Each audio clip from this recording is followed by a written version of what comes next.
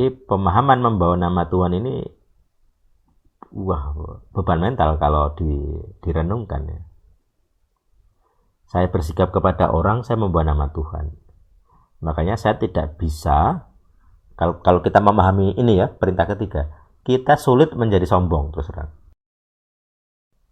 Nanti kelihatan misalnya sikap kita kepada orang lain, terus orang lain menilai kita jelek gitu dalam hal apapun ya, dari perkataan, sikap, tindakan, atau bahkan guyonan kita. Jadi kita bercanda terus dia menganggap loh, orang Kristen kok seperti itu ya. Itu sudah beban mental.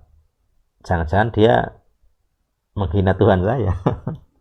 Menghina nama Tuhan saya gara-gara saya gitu. Maka itu kalau dievaluasi serius itu kita sulit menjadi sombong, itu sulit sekali. Karena 100%. Jadilah sempurna seperti Bapamu itu sempurna. Itu ayatnya ada. Jadilah kudus seperti Bapamu kudus. Itu makanya saya tidak mengandalkan kemegahan personal, kemegahan pribadi. Kalau saya menang, ya itu bukan kuasa saya. Itu menolong kita rendah hati juga. Kalau kita merenungkan ayat ini ya, perintah ketiga. Beban mental itu membawa nama Tuhan.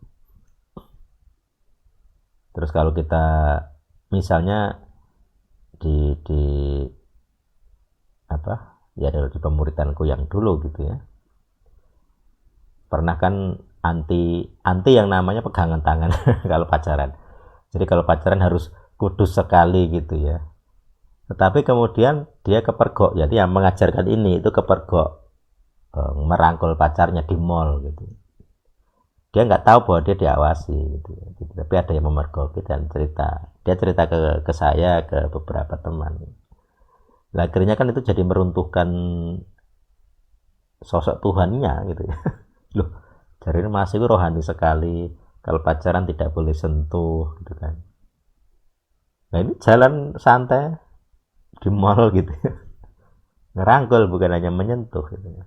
Menyentuh tangan, masih gandengan. Jadi dia gandengan aja kayak no way gitu, tidak boleh, haram. Tapi ini malah merangkul. Gitu. Makanya kemunafikan itu jangan-jangan membuat kita merendahkan nama Tuhan. Itu beban mental gitu. Makanya saya tidak terlalu suka dianggap orang rohani. Dianggap sesat ya tidak apa-apa, dianggap tidak rohani ya tidak apa-apa. Karena beban mental. Kalau di tempat umum misalnya, saya jarang sekali menunjukkan diri berdoa. Kalau makan lah misalnya, saya nggak akan menunjukkan diri berdoa Kristen, itu nggak akan. Kadang beberapa teman yang kaku, jadi kalau makan tuh harus berdoa bareng, itu saya jadi agak nggak enak kalau di depan umum ya terutama. Ngetok-ngetoki gitu ya.